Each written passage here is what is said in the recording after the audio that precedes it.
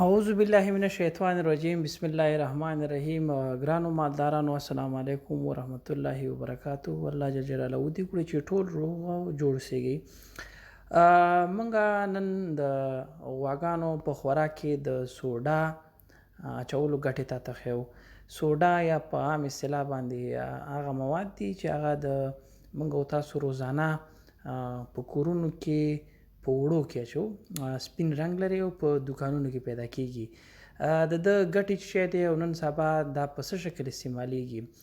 د غواګانو په خوراک کې سوډا اچول چې دي دا تقریبا د نړۍ په ټولو فارمونو کې او خصوصا په ګرمو او په یخو دواړو سیمو کې د دې اچول ضروري دي او د هغې لاملونه څه دي هغه تاسو ته زه وایم.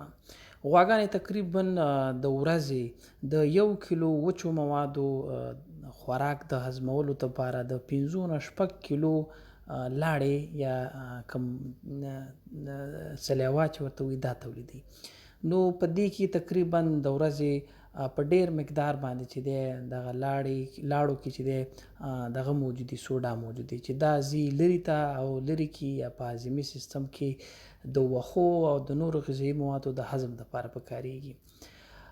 د لاړو په لاړو کې د دې سوډا وظیفه دی چې دا د لري پی ایچ چې دی دا منظم وساتي.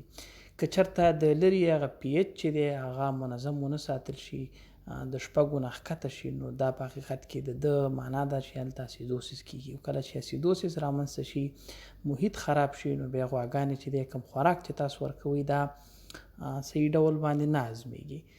نو په اوړي کې څه کیږي، البته دا خو یو نورمال خبره ده. کله چې اوړی شي نو غواګانې د خاطره چې خپله هغه ګرمایش د بدن نه وباسي ډېر تنفس کوي.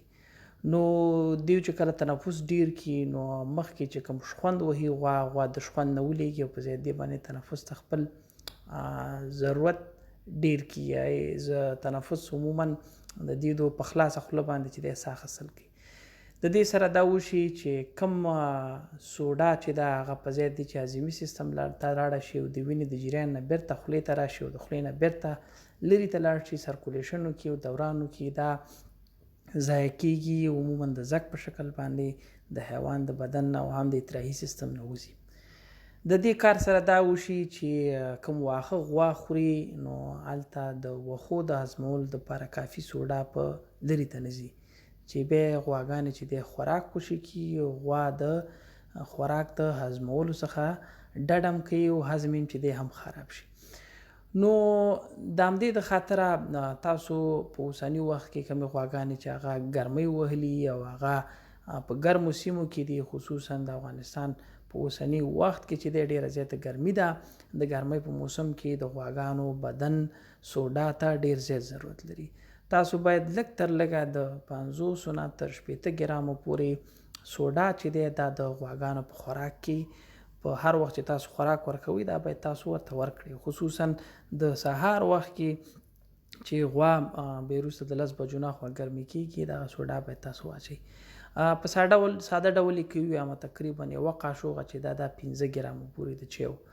نو کولی شئ چې تر 10 قاشوغو پورې سوډا هره ورځ دا په خوراک کې واچوي. دا البته هغه غواګانې چې د 10 نه 15 کیلو پورې شوده کوي دا د هغوی دپاره دی. هغه غواګانې چې د 10 کیلو 15 کیلو شودو نه ډیر کوي نو هغوی د 80 ګرامو پورې 80 ګرامو هغه غواګانې چې هغه 13 او 15 کیلو شوده کوي هغوی ته کم از کم د 100 ګرامو نه پورته باید سوډا روزانه په خوراک کې ورته ورکړي. هغه ګرمي موجوده وي او که نه وي. البته که چېرته تاسو په کلي کور کې داسې غواګان لرئ چې هغه د ګرمۍ د وجې خوراک خوشي کوي یا هغه خوراک نه کوي یا د هغه هضم صحیح نه، نو تاسو ته ډاکټران یا نور خلک مختلف تجویزات درکوي، خو په اصل کې د هغه ضرورت سوډا دی. سوډا عادي تاسو سره په کورونو کې شته دی، دا کولی شي چې حیوان ته په خوله باندې ورکوي، خو غواګانې عموما کولی شي چې تاسو ورته په دانه بابو کې په دا کونجاړه کې یا مثال درکم په اوبو کې یا په غنمو کې یا په جوارو کې په دغه شیانو کې چې کوم دانه باب دي په دې کې ورته ګډه کوي او غوا ته چې دی غواګانو ته یې څارویو ته ورکوي. که چېرته په اوړي کې د خولې د لارې سوډا په لاړو کې ډېره زیاته ضایع شي نو څه کېږي؟ اول دا چې غواګانې چې دي لږ خوراک کوي، لږ خوراک یې چې وکړو د شودو تولید به ټیټېږي، د شودو تولید چې ټیټ شو ستاسو ته تاوان در رسیږي. د ده سره خوا کې غواګانو تکثري سیستم چې دی دا کمزوری کیږي، غواګانې په وخت باندې نه غویمه کیږي. ورسره خوا کې که غویمه هم شي پټ وار راوړي، که چېرته تاسو پرې پوه شئ او هغه القا کوي سر د هغې نه هم د هغې د بلاربوالي هغه کومه فیصدي چې ده هغه ټیټیږي.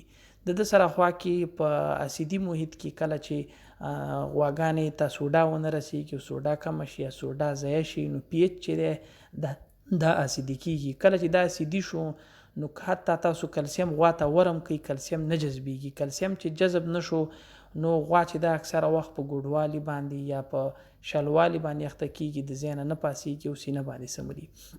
یا په ځینو ساحو کې اکثره وخت موږ ډاکټر صاحبان دا خلک ګورو چې غوا ته کلسیم ورکوي، غوا په اوړي کې په کلسیم په ناروغۍ باندې اخته کیږي. د هغې وجه دا نه چې یاره دته کلسیم په خوراک کې نه رسېدلی، خو هلته البته دی چې په کلمو کې یا په وینه کې چې کله سوډا کمه شي نو د سوډا د کموالي د وجه چې دی کلسیم نه حجرو ته ننوځي او نه د کلمو نه بدن ته جذبیږي. نو ګرانو مالدارانو که تاسو غواړئ چې هم د ګرمیو د مشکلاتو څخه ځان د غواګانې وساتئ او هم تولید لوړ کړئ، غواګانو ته چې هغه 10 کیلو 12 کیلو شوده کوي، کم از کم هغې ته 15 کاشوغې چې تقریبا څه کم 50 ګرامه کیږي یا 50 ګرامه پورې دا ورته ورکوي. هغه غواګانې چې د هغې نه ډېر شوده کوي کولی شي تر 110 ګرامه پورې سوډا چې دا روزانه باید تاسو غوا ته ورکوي.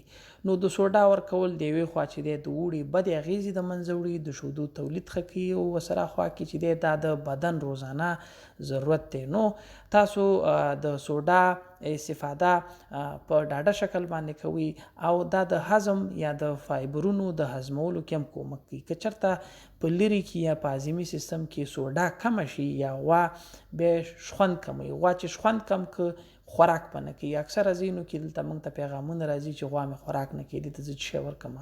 نو موږ دا تجویز کوو چې تاسو خپلو غواګانو ته سوډا ورکوي. حتی هغه غواګانې چې هغه د 30 او 15 کیلو نه پورته شوده کوي، هغه د ورځې د 1.5 نه تر 200 ګرامه پورې سوډا ته ضرورت لري. که تاسو چېرته غواګانو ته په یو وار باندې د 10 کیلو د 15 کیلو نه پورته دانه‌باب ورکوي یا 3 کیلو دانه‌باب ورکوي، دانه‌باب نه مطلب جوار ورکوي، غنم ورکوي یا مثلا کنجاړه ورکوي، دا شینه ورکوي، نو په دې صورت کې چې دی که غواړئ تاسو چې دا ناوړه تاثیر ونه کړي نو ښه خبره دا ده چې دې کې څه ګټه کوي، سوډا ګټه کوي. نو زه امید لرم چې تاسو د دې نه ګټه اخیستې. دغه معلومات موږ په لیکلي بڼه باندې هم خپرو. نو تاسو د خپلو غواګانو د تولید د پورته کولو لپاره د سوډا څخه حتمی په کلو کورونو کې ګټه واخلئ. و من الله توفیق. امید لرم چې ښه ورځ ولرئ. خدای په امان.